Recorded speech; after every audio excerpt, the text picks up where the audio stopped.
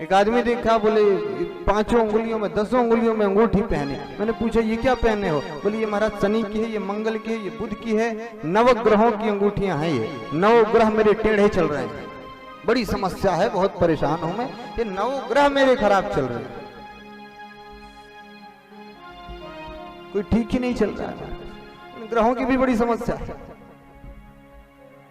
हाँ? ये भी बहुत बड़ी झंझट है, ग्रह ही ठीक नहीं चल रहे, कभी महामृत्युंजय करवा रहे हैं, कभी कुछ करवा रहे हैं। ठीक है, अध्यात्म में जितना हमारा धन जाता है बहुत अच्छी बात है, लेकिन मैं एक बात कहूं आपसे, यह ग्रह कभी टेढ़े नहीं होते। देवताओं को क्या पड़ी है भाई तेरे से? देखो, कोई व्यक्ति किसी को परेशान तब करता है जब कोई उसकी बराबरी का मिले। तुम देवताओं की बराबरी के हो जो देवता तुम्हें परेशान करेंगे? कर ही नहीं सकते वो। बहुत ध्यान से समझेंगे। हम किसी से ईर्ष्या तब करना शुरू करते हैं जब वो हमारी बराबरी, हमारी लेवल में आ जाता है, तब हमको उससे ईर्ष्या होने लगती है। जो भीख मांगने वाला है उससे हमारी क्या ईर्ष्या हो सकती है बताओ? उससे हम कभी ईर्ष्या करेंगे, जलन करेंगे कि भाई तू भीख क्यों मांग रहा है? कभी नहीं कहते। भीख मांगने वाले से किसी की जलन नहीं है। इसी तरह देवताओं का हमारे से कोई बराबरी नहीं है, हम उनके सामने भीख मांगने वाले ही हैं, तो वो हमें क्यों परेशान करेंगे बताओ? वो हमसे क्यों टेढ़े होंगे बताओ?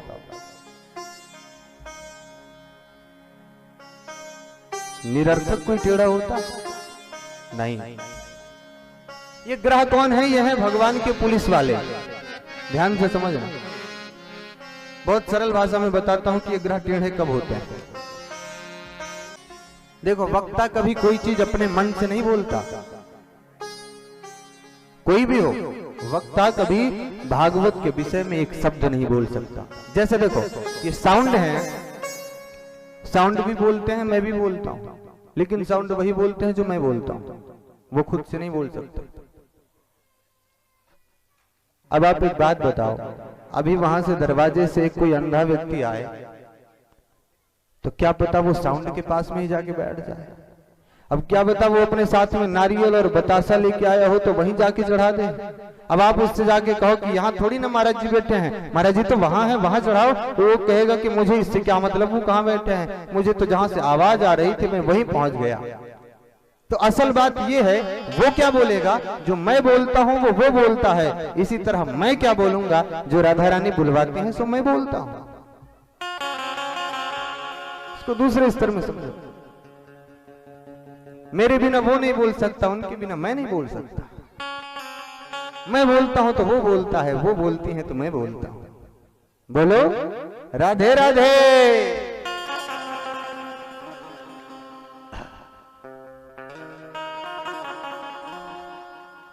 यहां कोई भजन प्रेमी बैठे तो नहीं है, संगीत प्रेमी, क्योंकि आज कथा इतनी ज्यादा है, कल नहीं हो पाई किसी समस्या से, तो बीच में कोई कीर्तन संगीत यदि ना हो और किसी को बोर हो रहा हो तो मुझे क्षमा करेंगे। और एक बात आपको सच बताऊं, कथा में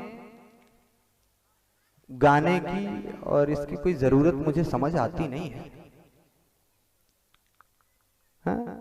आजकल मैं देखता हूं कथाएं जहां होती हैं वहां सबसे ज्यादा डांस आजकल कथा में होने लग गया है। सबसे ज्यादा डांस यदि कहीं देखने को मिलेगा तो वो आपको कथा में मिलता है। एक बात और जान लो, आप यहाँ बैठ के भक्त बनो या न बनो, लेकिन 7 दिन अगर किसी की कथा सुन लो तो डांसर अच्छे बन जाओगे। नचनिया हिंदी में बोलते हैं, नचनिया। ये नचनिया बनाने का कैंप नहीं है। This is not a camp to make a dancer. This is a seminar to change your life. या आपको नचनिया बनाने का कैंप नहीं है कि मैं गाऊं, आप खुदक लो, आप उछल लो, आप नाच लो, आप कूद लो और कूद के फिर से चले जाओ बाहर उसी आतंक की दुनिया में। नाचने कूदने का, उछलाने का कैंप नहीं है ये। आपको नचनिया बना के मेरा छोड़ना मेरा उद्देश्य नहीं है। मैं ये सोच रहा हूं कि 7 दिन बाद जब मैं आपको छोड़ूं तो आपकी आंखों में अश्रु की धारा हो और आप कृष्ण प्रेम में पागल हो रहे हो। नाच के नचनिया बन गए तो क्या बन गए भाई? क्या इसीलिए इतना बड़ा आयोजन हुआ है? क्या ये श्री यशोदा, मध्य यशोदा जी क्या इसीलिए इतना बड़ा खर्चा किए हैं वो? आपको बुला के क्या इसीलिए वो बैठाई हैं कि आप एक डांसर बन जाओ, यहाँ थोड़ा सा के नाच लो, थोड़ा उधम मचा लो, थोड़ा कूद लो, थोड़ा उछल लो, इसलिए नहीं है। कथा का मतलब है आपके जीवन में बदलाव आ जाए। कथा का मतलब है आपके जीवन में सर परिवर्तन आ जाए।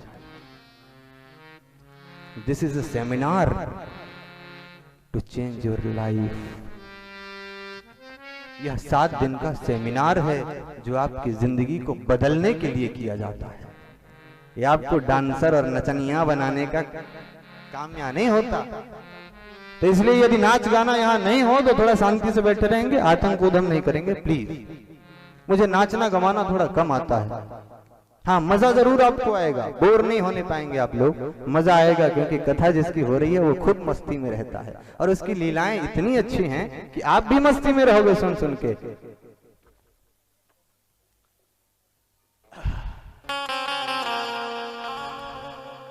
आजकल कथा को मनोरंजन का साधन बना लिया गया है। हम कथा इसलिए करवाते हैं कि अब 7 दिन खूब मजा आएगा, खूब चल के नाचेंगे। एंटरटेनमेंट का साधन।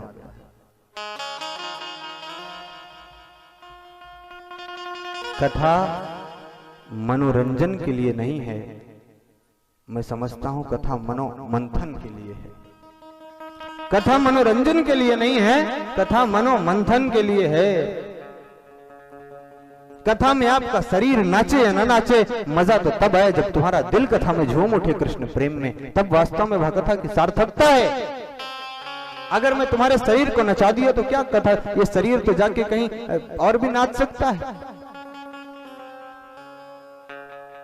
पब में और कहां कहां जाने जाके शरीर झूमता है, और यहां भी अगर शरीर झूमा तो ये भी पब नहीं हो गया? ये बताओ, इसकी भी स्थिति उसी तरह नहीं हो गई? ये बताओ। कथा में आके शरीर झूमा यदि, शरीर नाचा यदि, तो कथा का कोई मतलब नहीं हुआ। कथा का मजा तो तब आए सर जब आपका शरीर झूमे न झूमे, आपका मन कृष्ण प्रेम में झूमने लग जाए, आपकी आत्मा कृष्ण प्रेम में झूमने लग जाए। वो वास्तव में कथा की सार्थकता है, वह वास्तव में कथा की सार्थकता है। बोलो राधे राधे।